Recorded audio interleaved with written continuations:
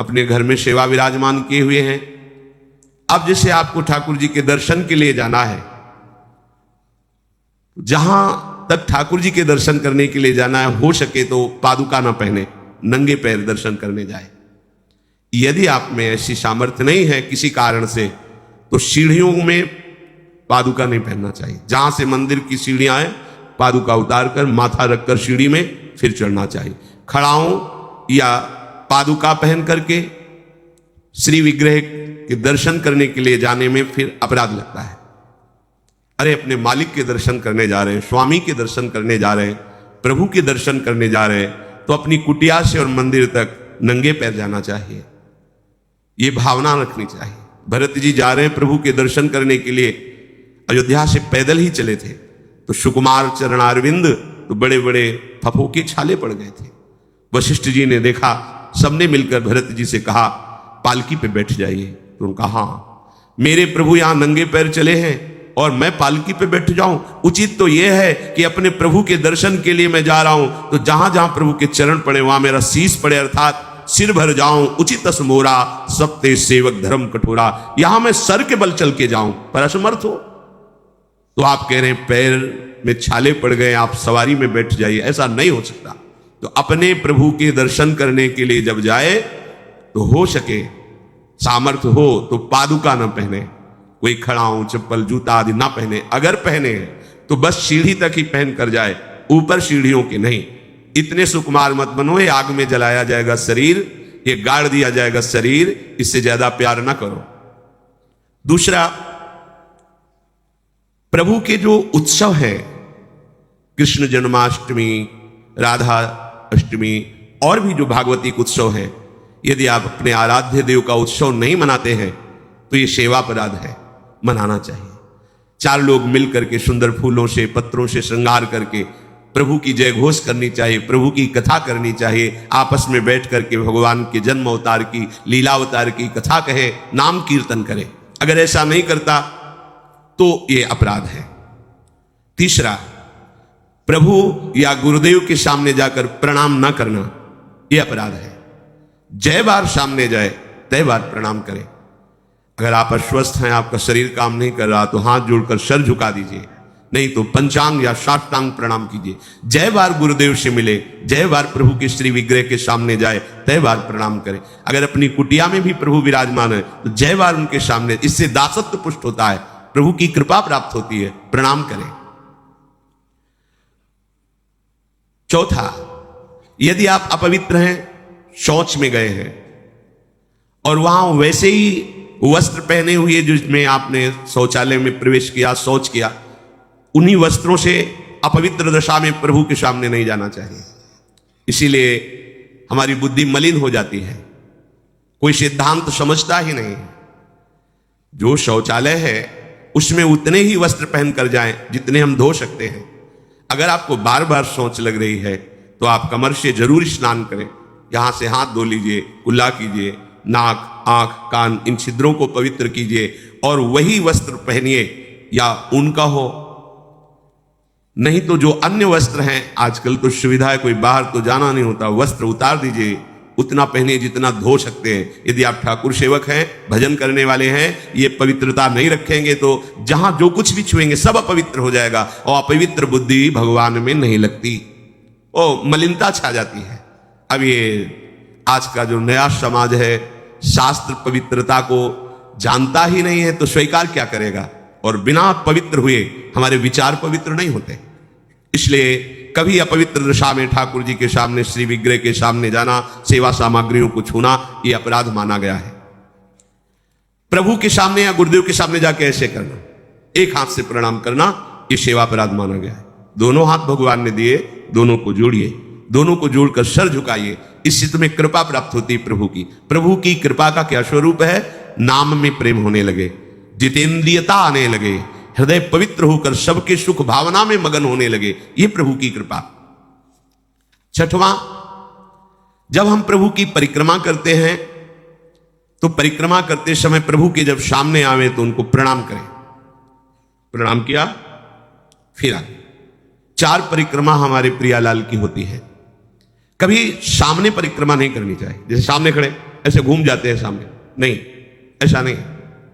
प्रभु के सामने ऐसे नहीं घूमना, वहीं खड़े खड़े घूम गए चार, ऐसा नहीं। प्रभु को दाहिने करके प्रदक्षिणा। अगर आप प्रभु को प्रणाम नहीं करते, परिक्रमा करते हुए या सामने घूमते, ये सेवा अपराध है।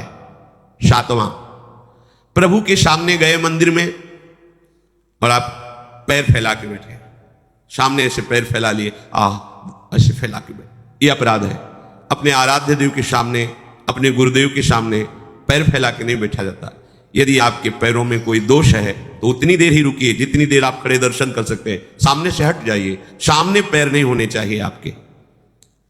आठवां, प्रभु के श्री विग्रह के सामने दोनों घुटनों को ऊंचा करके अपने हाथों से लपेट कर बैठना, ऐसे ऐसे घुटने दोनों खड़े करके ऐसे जैसे बांध कर ऐसे ऐसे बैठना सेवा अपराध है। प्रभु के श्री विग्रह के सामने, अब जैसे मंदिर में गए, थके हैं आप, दीवार में उड़क करके ऐसे सो, यह अपराध है। प्रभु के श्री विग्रह के सामने उतनी देर ही टिको, बस जितनी देर आप सावधान है, नहीं बाहर निकल जाओ, एकांत सेवन करो।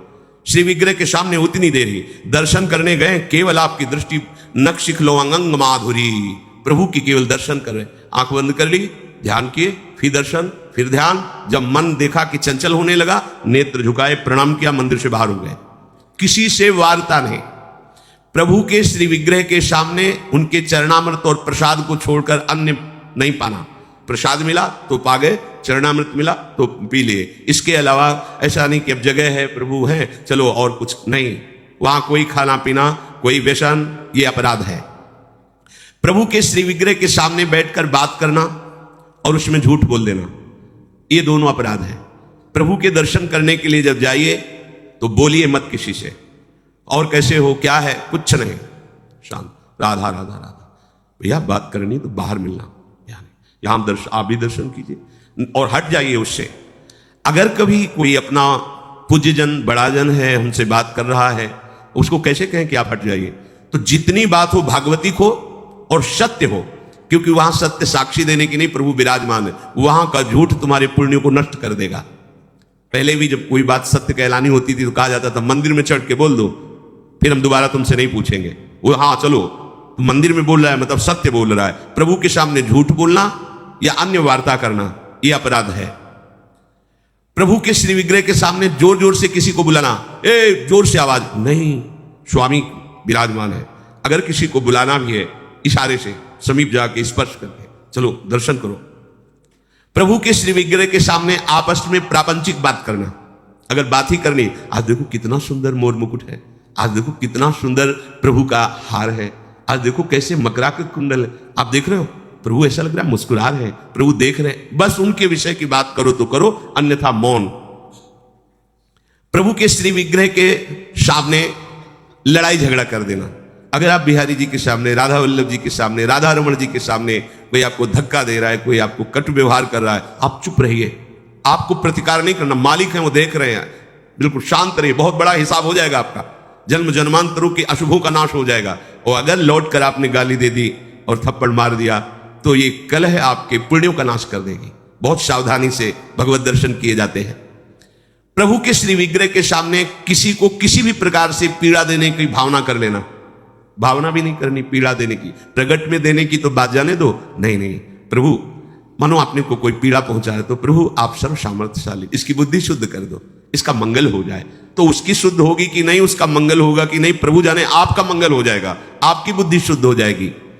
प्रभु के श्री विग्रह के सामने किसी को आशीर्वाद देना, आप प्रभु के दर्शन करने गए, कोई आपको प्रणाम कर रहा, खुश रहो जय हो जय, नहीं, देखना भी नहीं उधर, सीधे प्रभु की तरफ देखो।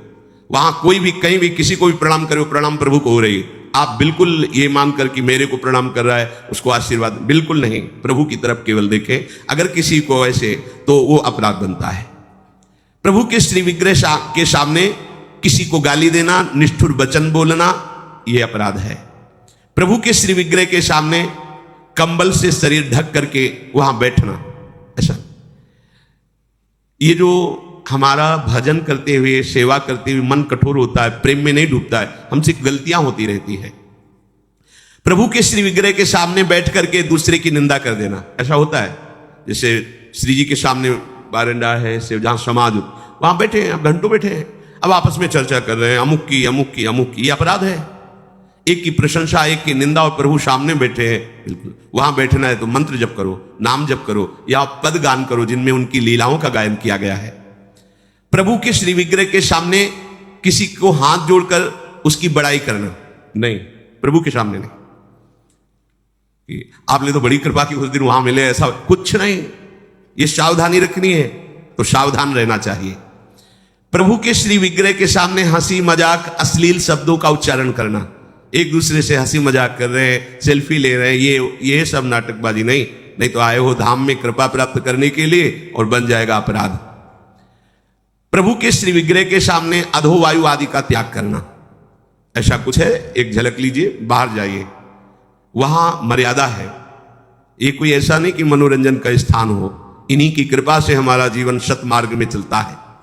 और आपसे सच्ची कहते हैं, ये हमारे प्रभु राधा वल्लभ लाल जी, बांके बिहारी लाल जी, राधा रमन लाल जी, ये मूर्तिकार की रचना नहीं, साक्षात प्रिया प्रीतम है। हमारी भावना नहीं बन पा रही इसीलिए, नहीं तो इनके इशारे होते हैं, ये मुस्कुराते हैं और जो आप बात करोगे उसका उत्तर आपको मिल जाएगा, आपके ही हृदय में बैठकर उत्तर दे देंगे। कई बार ऐसी प्रभु की तरफ से इशारे होते हैं कि साक्षात प्रभु विराजमान है, बस आपकी भावना जाकी रही, भावना जैसी प्रभु मूर्ति देखी तिन तैसी। और सेवा में आपके पास सामर्थ्य है पर आप साधारण चीजों से प्रभु की सेवा कर रहे हैं तो यह अपराध है। जैसे एक दिन कहा था कि ठाकुर जी के सामने तो चिरौरी रखवा दी, वहां पूरा परिवार पकौड़ी हलवा से बाल भोग कर रहे, ये अपराध है। ऐसा नहीं, यदि आपके पास नहीं है तो बाजरे की आधी रोटी से ठाकुर जी प्रकट हो गए धन्ना जी के यहां। प्रभु को नहीं चाहिए, वो तो विश्व का भरण पोषण करने वाले स्वयं विश्वात्मा है। पर यदि आपके पास है तो उत्तम उत्तम भोग लगाइए, उत्तम उपचारों से प्रभु की सेवा कीजिए। ऐसा नहीं कि आप अपने लिए वस्त्र बहुत महंगे लाते हैं और प्रभु के लिए ऐसे साधारण कपड़े ले आए, अपने लिए अच्छी भोग सामग्री प्रभु के लिए ऐसे दुकानों में है। सुपारी किसके लिए लेना है, आपको खाना है तो अच्छी क्वालिटी की रखिए, और अगर पूजा के लिए लेना है तो जो कोई खाएगा नहीं वो रखी पूजा वाली। सूखे नारियल पूजा के लिए, टून का कपड़ा पूजा के लिए, ये ऐसा नहीं होना चाहिए, ये सेवा अपराध है। अपने बच्चे को कैसे आप रखते हैं, देखिए आप बाहर भी जाते हैं तो एक बोतल में दूध रखते हैं, थोड़े से कुछ खान पान के साथ बच्चा है, ऐसे ही अपने ठाकुर जी को समझिए, वो आपके लाडले हैं। जो आप जल पिलाओगे वो जल पिएंगे, जो आप भोग लगाओगे भोग लगाएंगे। सेवा विग्रह में प्रभु आपके अधीन है।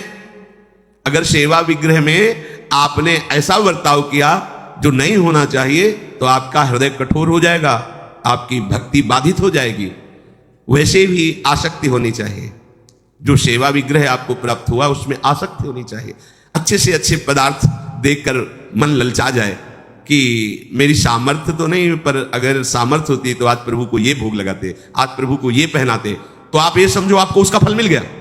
चढ़ा नहीं पाए, समर्पित नहीं कर पाए, पर उसका फल आपको मिल गया क्योंकि आपने विचार किया ना, भावना की ना, और प्रभु भाव ग्रहण करते हैं। प्रभु को बिना अर्पित किए किसी भी वस्तु को खाना पीना यह सेवा अपराध है। यदि आप गुरुमंत्र लिए हो, ठाकुर सेवा विराजमान किए हो और आप बिना अर्पित किए पाते हैं तो अपराध है। एक बार नंदगांव ब्रज भक्तों के चरित्र में है, अगर आप बिना भोग लगाए पाते हैं, बिना भोग लगाए जल पीते हैं, जल भी पीना है तो आप अपने गुरुदेव का स्मरण करके नाम लेकर ही जल पीजिए, उनको भाव से अर्पित करके। भोग पाइए तो अर्पित करके। अगर आप अर्पण नहीं करते हैं तो इसमें अपराध बनता है, ये आपकी बुद्धि को भ्रष्ट कर देगा, मलिन कर देगा। बिना भोग लगाए कुछ नहीं पाना, अगर ऐसा नियम रखोगे तो तुम्हारी बुद्धि रोज का रोज भक्ति के रंग में रंगती जाएगी, हृदय द्रवित हो जाएगा। बिना अपने आराध्य देव को अर्पित किए हुए कुछ भी नहीं स्वीकार करना। अगर हमें वस्त्र भी पहनना है तो पहले प्रभु को अर्पित करना है। अगर ऐसी भावना रखोगे तो बहुत जल्दी प्रभु कृपा करके अपनापन आपके हृदय में प्रकट कर देंगे, जो सबसे बड़ी सिद्धि है कि श्री जी हमारी लाडली, जो हमारी, ये भाव आ जाना, हमारे माई श्यामाजू को राज, ये सबसे बड़ी सिद्धि हृदय में आ जाना। जैसे मीरा जी कहते, मेरे तो गिरधर गोपाल दूसरो न कोई। प्रभु को निवेदन किए बिना कोई भी वस्तु खाना पीना ये सेवा अपराध है। और जो ऋतु में सबसे सुंदर फल है, जो अनुकूल मौसम के है, वैसे ही सेवा करनी चाहिए। सर्दी है, थोड़ा गुनगुना जल, वो पदार्थ भोग में लगाएं जो सर्दी दूर करते हैं, क्योंकि आप जैसी भावना करेंगे प्रभु वैसा ही आपको अनुभव कराएंगे। अब कोई कल पूछ रहा था कि पानी बदलना चाहिए क्या प्रभु के लिए? एक गिलास में रख दिया, 24 घंटे ऐसे रखा है, उसको बदलना चाहिए, ये सेवा हो रही क्या? अरे भाई, पानी थोड़ी रखने के लिए है, वो तो समय समय से पिलाना है। और जब शयन कराते हैं तो 2 लड्डू रख दिए, जल रख दिए, जब उत्थापन किए तो उस प्रसाद को विराजमान प्रसादी स्थान में किया, फिर नवीन भोग लगाया उत्थापन का। ऐसे थोड़ी कि सुबह चिरौरी और पानी रख दिया और शाम तक वैसे रखा हुआ है, ये सेवा नहीं कहते, तो प्रमाद स्थिति है। देखो, गांव गली की सेवा वाली बात अलग है, यहां प्रेम की उपासना की बात है, शरणागति की परिपक्वता की बात है। सुंदर सुंदर फल वस्तुएं आई और आपने उनको पा लिया एक लेके, और फिर कहा कि भोग लगा देना, यह अपराध है। अब इसी में एक सावधानी की बात बता रहे हैं। गिरिराज जी की दंडोती परिक्रमा सदगुरुदेव भगवान के साथ लगा रहे थे। जब मानुषी गंगा में पहुंचे तो वहीं पास में सहतूत बिक रहे थे। महाराज जी ने कहा, श्री जी की इच्छा है, सहतूत लाओ। सहतूत लाए, वो इतने इतने खटमिठे से होते। मानुषी गंगा में उनको धोए, महाराज जी ने भोग पात्र में रख करके इतने दिए, बोले पाओ। महाराज जी श्री जी को, बोले ऐसे थोड़ी श्री जी को पवा देंगे, पहले बताओ खट्टे तो नहीं ज्यादा? तो महाराज जी अपराध तो नहीं लगेगा? बोले देखो, हमारे यहाँ प्रेम की उपासना है, हम हर वस्तु को पहले स्वयं चख के देखते हैं, अगर हमारी लाडली जी के लायक नहीं तो हम भोग नहीं लगाएंगे। अब ये ज्ञान तो हमें पहले था नहीं, क्योंकि पहले था कि बिना भगवान को प्रभु को अर्पित किए हुए एक किनका भी नहीं, क्योंकि सबसे पहले प्रभु। लेकिन ये इससे भी श्रेष्ठ बात है, हमारे लाडली लाल को कहीं ऐसा कोई भोग न लग जाए जो दुखद हो, तो हम पहले कढ़ी चावल रोटी सब सामग्री बनी। अब हम देखेंगे, पहले एक चम्मच निकाले, अलग लिए, हाँ कढ़ी ठीक है, बहुत सुंदर, ठीक, आज थोड़ा नमक कम है, थोड़ा सा और मिला देते हैं, या चीनी कम है खीर में, थोड़ा सा और मिला, फिर हाथ धोया, आचमन किया, फिर वहां से उसको ठीक किया और फिर भोग लगाया। ये प्रेम की उपासना की। यहां जो बात कह रहे हैं, ये अच्छे अच्छे फल लेके उठाए खा लिया, हाँ, अपने स्वाद बुद्धि से अपने उदर पर पोषण के लिए यदि आपने ले लिया है, तो अब आपने कोई भोग सामग्री, लड्डू या पेड़ा रखे हुए हैं श्री जी के लिए, रोज भोग लगता है, और डिब्बा को खोला है, प्यास लगी है, एक पेड़ा लिया, पानी लिया, और वो अमनिया नहीं रह गया। अब आपने ले लिया, पहले तो अपराध लगा कि आपने अमनिया पाया, दूसरा सादा वो पदार्थ जो रखा था वो सब बेकार हो गया, श्री जी के भोग लायक नहीं। बहुत होश में सेवा में प्रभु के श्री विग्रह के सामने पीठ करके बैठ जाना। सामने श्री जी विराजमान है तो उनके सन्मुख होकर के बैठिए या साइड में बैठिए, ठीक उनके सामने पीठ नहीं होनी चाहिए। प्रभु के श्री विग्रह के सामने किसी को प्रणाम करना, जैसे श्री जी के दर्शन करने राधा वल्लभ जी के गए हैं तो आंख बचाइए, किसी को आंख ना मिलने पावे, बड़ा छोटा कोई भी, बस मन से सबको प्रणाम, बस सीधे प्रभु से आंख मिला लीजिए। अगर वहां गुरु जी पधारते हैं या गुरु स्वरूप महापुरुष कोई पधारते हैं तो श्री विग्रह के सामने से हट जाइए और दूर होकर के फिर उनको लक्ष्य करके प्रणाम कीजिए, पर सामने नहीं। जैसे ऐसे सामने दर्शन कर रहे हैं तो उसमें हम प्रणाम करेंगे तो उनकी दृष्टि हमारी तरफ आएगी, तो हमारे द्वारा ये बाधा पड़ गई उनकी एकाग्र। और दूसरी बात, शास्त्र मर्यादा भी है प्रभु की। अगर आप प्रणाम करते हैं तो कई बार हमने देखा है कि जैसे सदगुरुदेव भगवान दर्शन कर रहे हैं तो हिम्मत ही नहीं थी कि प्रणाम कर लो, क्योंकि वो उनकी कृपा से मन पर इतना शासन था, बिल्कुल पीछे साइड में उनके सामने जाने की, क्योंकि आंख जब मिल रही तो फिर बीच में नहीं।